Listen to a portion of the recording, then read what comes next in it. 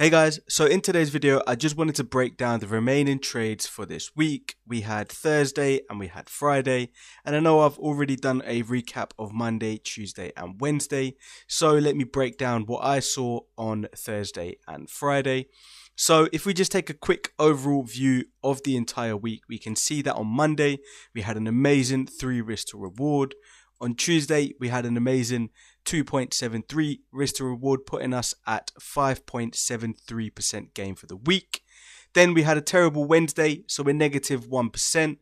And then we had a terrible Thursday, where we're again another negative 1%. And Friday, to close off the week, we had a nice break even. So that puts us at 3.73% gain for the entire week. Even though I had 3 losing days, the 2 winning days made up for the entire week and still put me in a positive. Cool. So let's get straight into it. I'm just going to go onto Thursday, break down what I saw and what my thought process was. So let's jump up to the 15-minute. And as we can see on the 15-minute, our higher time frame bias is that we are in a downtrend, right? We've got this big push to the downside.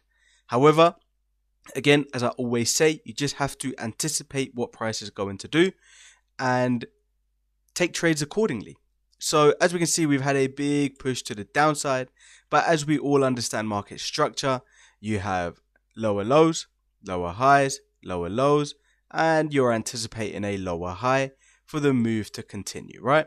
So on Thursday, I woke up and I was anticipating a move to the upside before taking us lower. So then I was looking for buys. But again, I wasn't opposed to taking sells if during Asia price came up, gave us a sweep and then gave us an entry to the downside. I would be happy to take sells, but I was also happy to take buys too. Cool. So we've got a bias, we're looking for buys, and the next thing we've got to do is drop down to the 1 minute. We mark out our Asia highs and our Asia lows. So let me do that for you right now. So we've got our Asia high and we've got our Asia lows right here. And as you can see, we had a sweep of the Asia lows. And this is where a lot of you guys messaged me because you took a lot of different entries to what I had, right? So let's quickly zoom in here and take a look at what was going on. So as we can see, we've got a lower low, lower high, lower low. All of this in here is complex structure. None of it breaks anything. None of it does anything. So let's take a look at that again. We've got a lower low and a lower high. So let's mark this out just for the sake of some convenience. We've got our lower high right there. And we've got our lower low right there. So we never broke this lower low right here because those are just wicks. We want a full body closure for it to count. Wicks are insignificant. So for me, this was nothing relevant. We never broke this high. So anything in the middle right here is complex structure because it doesn't do anything, right? Then we get this big push to the downside and the break of this lower low.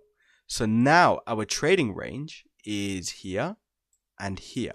So anything in the middle again is simply just complex structure because it doesn't do anything, right?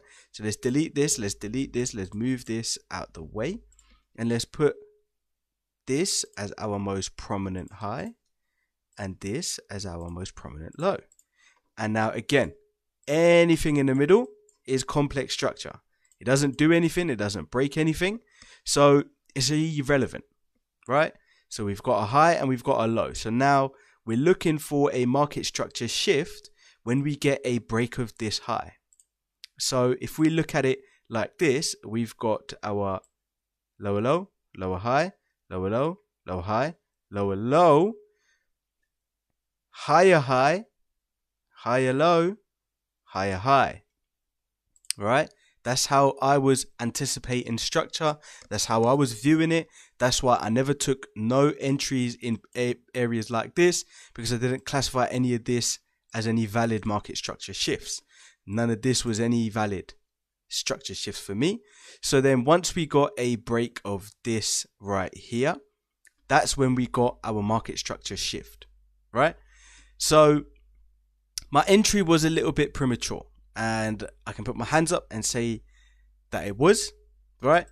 I took the entry right here in this fair value gap. And the reason for that is because, again, as you can see, this is just all sorts of weird, complex structure that I wasn't really liking.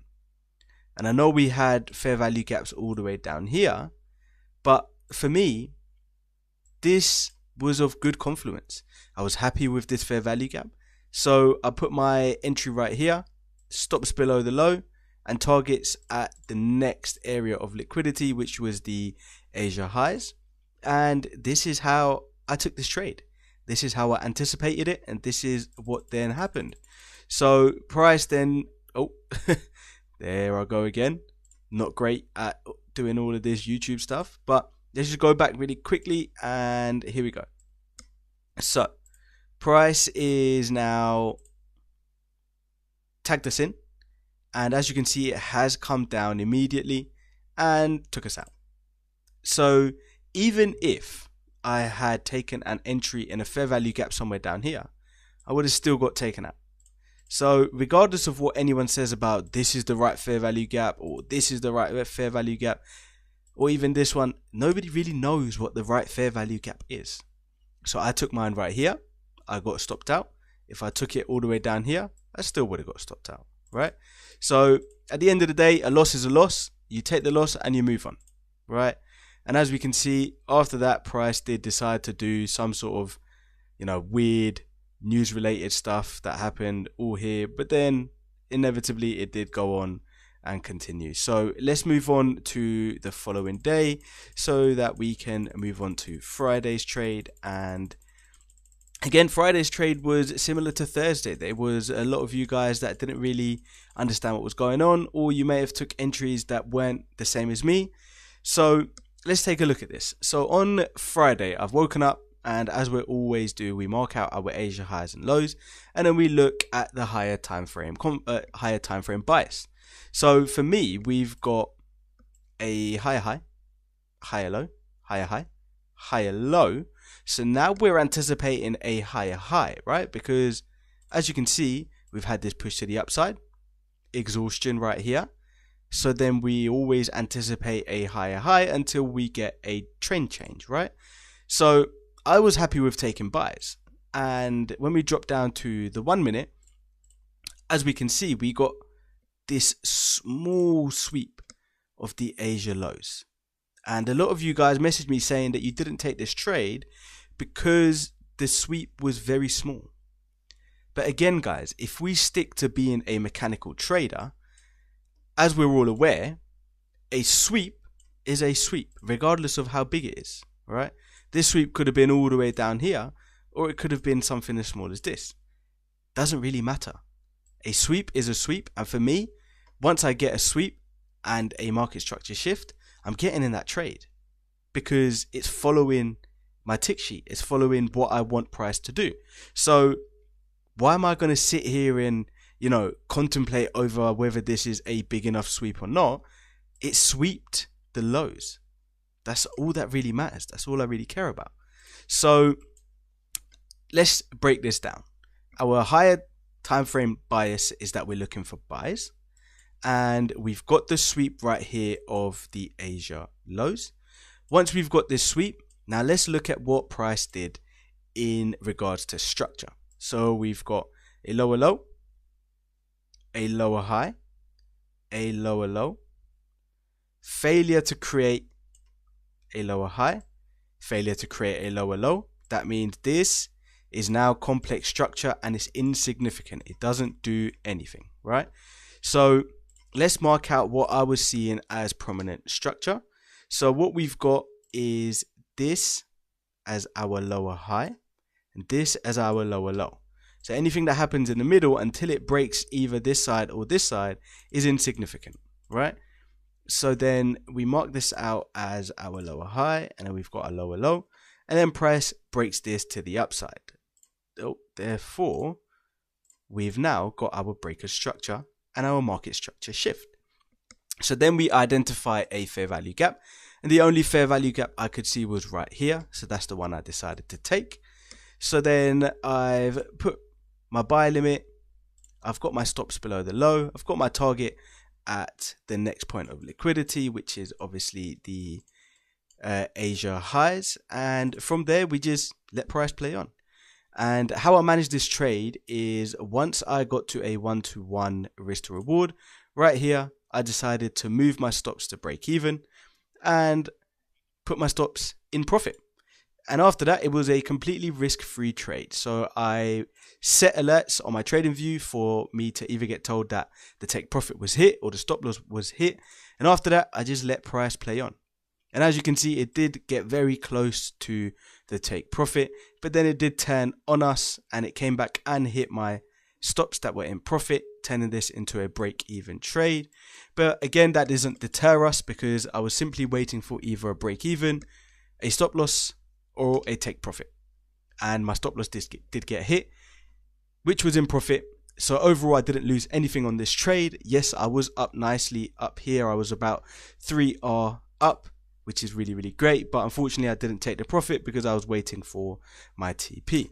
But nonetheless, this was the Friday trade. So again, as we can see, over the course of the week, on Monday, we had a really nice 1-to-3 risk to reward trade.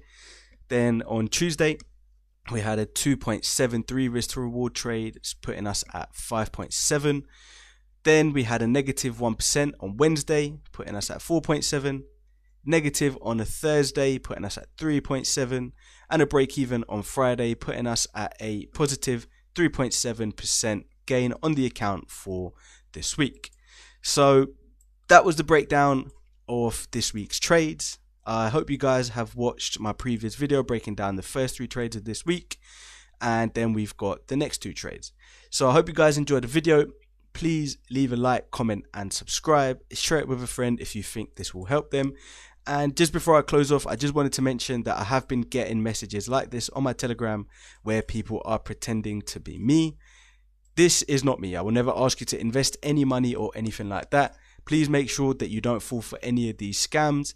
And I would always just simply refer to my bio where I have the link to my Telegram. Please only follow that and don't fall for any of these scams. Right, guys, it's been a pleasure, and I will see you guys in the next video. Take care.